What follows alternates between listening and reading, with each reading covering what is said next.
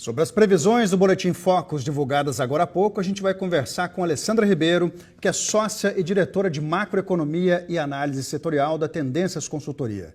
Bom dia para você, Alessandra. Seja bem-vinda ao Real Time. Bom dia, Marcelo. Bom dia a todos. Obrigada. Mais uma vez, a gente vê a projeção de inflação caindo para esse ano. Você acha que a gente pode, quem sabe, até o fim do ano, chegar no teto da meta ali de 4,5%? Marcelo, de fato a gente teve mais um ajuste ligeiro, né, baixista para a projeção desse ano, mas ainda acima de 5%. A nossa projeção aqui na Tendências é de 5,2%. E dado, né, o que a gente tem acompanhado das principais aberturas da inflação ao consumidor, a gente avalia que é difícil chegar aí no patamar de 4,5%, que é o teto da meta. Esse patamar de 4,5%, ele deve se materializar mais em 2026.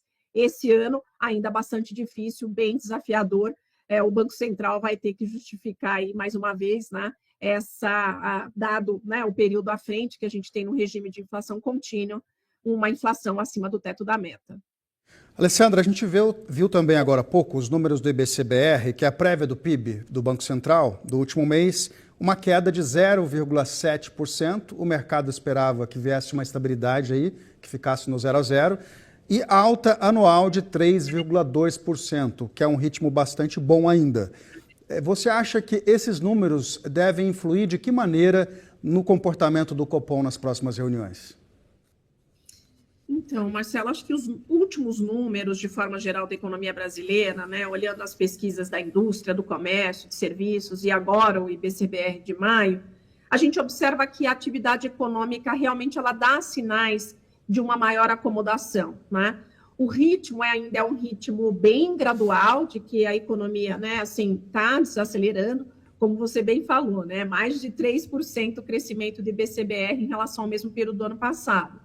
Mas a gente já vê, sim, essa perda de dinamismo mais suave, né, mais em curso. Para o Banco Central, acho que ainda é cedo para alguma mudança de discurso, olhando as próximas reuniões. Até porque, né, essa atividade econômica ela precisa desacelerar mais, afetar o mercado de trabalho, né, que é bastante sensível quando a gente olha a inflação, principalmente a inflação de serviços, que é uma grande preocupação do Banco Central brasileiro. E essa inflação de serviços, ela tem se sustentado em patamares ainda bastante elevados, né? Não está acelerando mais, mas tem um patamar aí bastante alto. Então, a gente não espera nenhuma mudança aí de narrativa ou de postura do Banco Central nas próximas reuniões. Ou seja, o Banco Central deve continuar com uma sinalização dura em relação à permanência dos juros nos atuais patamares. Alessandra, trazendo agora o tarifaço para o nosso debate, eu queria saber uma percepção sua sobre o quão grave isso pode ser para a economia brasileira. Queria entender como é que você enxerga que, no pior cenário, de que os dois países mostrem os dentes, usem todas as armas, coloquem uma tarifa de 50% aí, até que ponto isso vai prejudicar o crescimento da economia como um todo, o PIB, em porcentagem do PIB de crescimento? Qual que você acha que pode ser o pior cenário para o Brasil?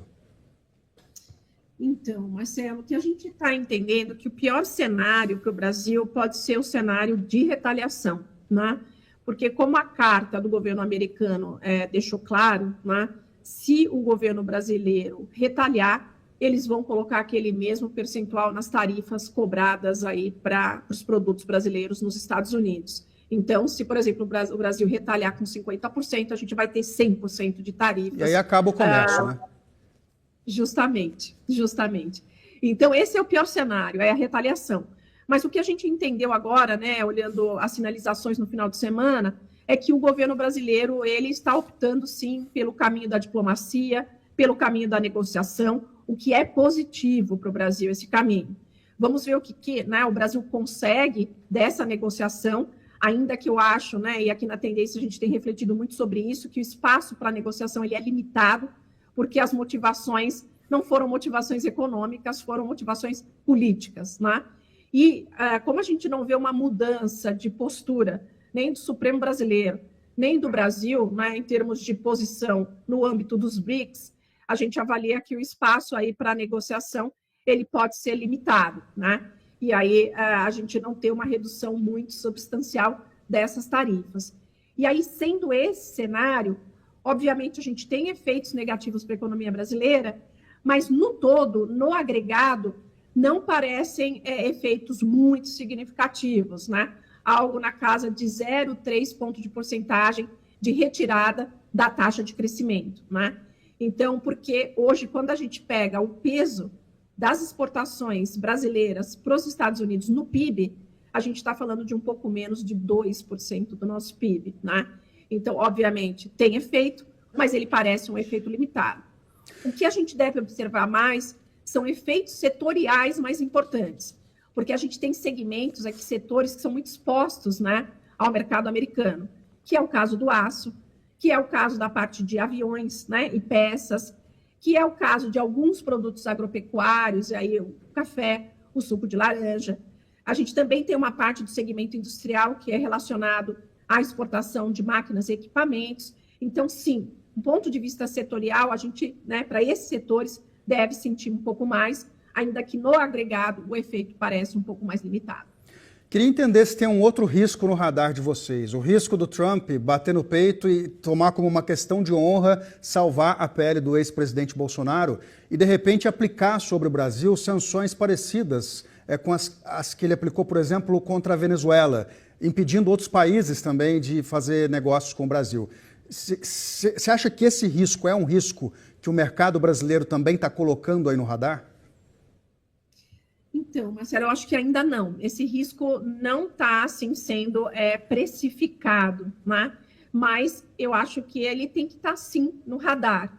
Que, como a gente entendeu dessa última carta, a motivação não é econômica, né? É uma motivação política. E se realmente, né, a gente está correto na avaliação de que não vai mudar em nada a postura do STF e tudo mais, pode sim ter esse tipo de reação do governo americano. Então, é algo que a gente tem que ter, sim, no radar. Em princípio, né, assim, dadas as surpresas, é difícil falar de probabilidade, né, dado que os próprios 50% aí foram uma grande surpresa. Então, é por isso que eu acho que a gente tem que manter no radar, caso, né, a evolução desses processos, inclusive em relação ao ex-presidente, não saiam de acordo com o contento do governo americano. Agora, falando só da questão tarifária, tem um outro cenário também que, mesmo que as tarifas de 50% se concretizem, pode ser que o Trump libere alguns produtos que são essenciais para o mercado americano, a exemplo do que ele fez com a China. Um caso desse seria o caso do café, por exemplo, porque o americano médio não vai querer pagar mais caro pelo café, né, Alessandra? Perfeito. E isso, esse ponto nos favorece de forma geral, nesses segmentos aqui, em boa parte desses segmentos que são muito afetados. Por quê? O Brasil, ele é um grande fornecedor do mercado americano. Então, esse exemplo claro do café, o suco de laranja também, o Brasil é um fornecedor bastante importante. Na parte de aço semi-acabado, o Brasil também é um fornecedor muito relevante. E na parte de aviões e partes, aqui a gente está falando muito das exportações da empresa Embraer, até porque o Brasil também importa muito partes e componentes dos Estados Unidos para a construção desses aviões que são exportados depois para os Estados Unidos. Então, nesses casos, a gente vê, sim, possibilidade de alguma acomodação do governo americano, porque senão é um reflexo ruim, né, para a economia americana em termos de tanto preço, como você bem colocou, mas mesmo disponibilidade, né, desses itens, porque não tem fornecedor muito claro alternativo para conseguir arcar com esse montante todo que o Brasil exporta para os Estados Unidos. Então, isso é algo que favorece, sim, essas discussões mais específicas.